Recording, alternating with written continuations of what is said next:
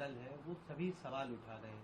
कांग्रेस नेता जयराम रमेश भी इसी क्रम में है। उन्होंने एक सवाल उठाया, उन्होंने कहा है कि चुनाव आयोग को निष्पक्ष होना चाहिए। तो कहीं ना कहीं उनका ये कहने का मतलब है कि चुनाव आयोग पूरी तरह से निष्पक्ष नहीं है, जिसके चलते ये धांधलेबाजी या इस तरह की चीजें की जा रही है। ये थोड़े धन खल बहुरानी। विपक्ष के लोगों के पास सीटें कम आ रही हैं, इस नाते वो बौखला रहे हैं। और एनडीए गठबंधन के पास जनता विकास के नाम पर, देखिए कल तक कांग्रेस की सरकार, सपा की सरकार, बसपा की सरकारें जब केंद्र में भी मिली जुली थी, प्रदेश में सरकारें हुआ करती थी, तो इन लोगों के राज में अनाज गोदामों में सड़ते थे। इन मोदी जी के राज में 80 करोड़ लोगों तक वही अनाज पहुंचाया जा रहा है जो गोदामों में सड़ रहा था।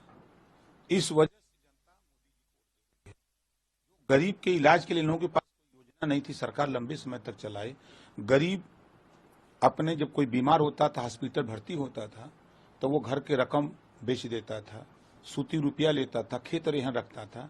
लेकिन इन तीनों चीजों पर विराम मोदी जी ने लगा करके 5 लाख गरीबों को आयुष्मान कार्ड के नाम पर इलाज के लिए पैसा दिया। किसान को किसान सम्मान निधि के नाम पे 6,000 रुपया दिया। उज्ज्वला योजना, जनधन के नाम से खाते, कल तक इन लोगों की सरकारों में बैंकों में खाते खोलने के लिए लोग तरसते थे कि हमारा खाता खुल जाए। तो ये सारी सुविधाएं मोदी जी ने जनता को उपलब्ध कराई। और जो कांग्रेस, सपा, बसपा नहीं कर पाई, 33% रिजर्वेशन महिलाओं को लोकसभा और राज्यसभा से पास कराया, तो माननीय नरेंद्र मोदी जी, एनडीए सरकार ने पास कराया। ये विपक्ष के लोग क्या बोलेंगे? अब मोदी जी ने तो कानून पास कर दिया कि हम बिजली फ्री देंगे, सोलर पैनल हम 75% सब्सिडी पर सभी लोगों के छत पे लगाएंगे और हम बिजली फ्री देंगे। ये क्यों नहीं कर पाए? ये तो सत्ता में थे ये लोग ना, क्यों नहीं कर पाए? अब मोदी जी तो कह रहे हैं जो महिलाएं हैं उनको हम काम देंगे और लखपति दीदी, 3 करोड़ महिलाओं को लखपति दीदी बनाएंगे। तो उनका विजन है कि हम गरीब कमजोर को विकास के रास्ते पर ले जाने के लिए, परिवार को विकास की तरफ मूव कराने के लिए काम कर रहे हैं। तो इन सब चीजों से जनता खुश है। जनता खुश होकर के मोदी जी के नाम पर वोट दे रही है। मैं तो गाँव में गया, गाँव में मैं जैसे जो बुजुर्ग नहीं पहचान पाते हैं, 60 साल 65 साल के हैं, 70 साल के, उन्हें पूछा कि बाबूजी वोट के दिया था?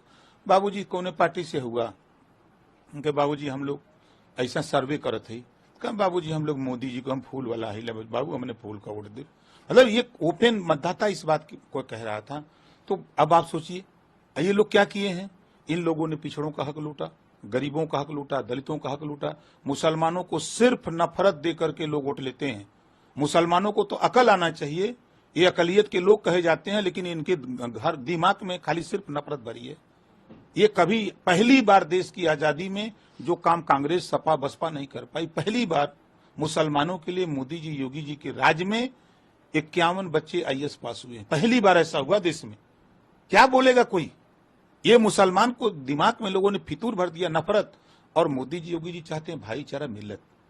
आओ, देश में जो काम हो रहा है, केंद्र और प्रदेश सरकार की योजनाएं, उसका लाभ उठाओ। बच्चों को अच्छी शिक्षा दो, स्वास्थ्य, रोजगार, हर चीज तो दे रहे हैं। कहीं एक भी लाइन किसी योजना में मोदी जी, योगी जी की राज्य में कहीं एक लाइन लिखा हो ये मुसलमानों को मत देना, कहीं है? ये सिर्फ नफरत बीजेपी फैला रहे हैं, कांग्रेस और सपा बसपा के लोग फैला रहे हैं। बीजेपी सिर्फ भाईचारा का काम करती है, मिलत का काम कर रही है। किस आधार पे चिल्ला रहे हैं? 8 जून को माननीय नरेंद्र मोदी जी तीसरी बार प्रधानमंत्री की शपथ लेंगे। अभी तो 4 को गिनती है, हम तो 8 वाली बात बता रहे हैं।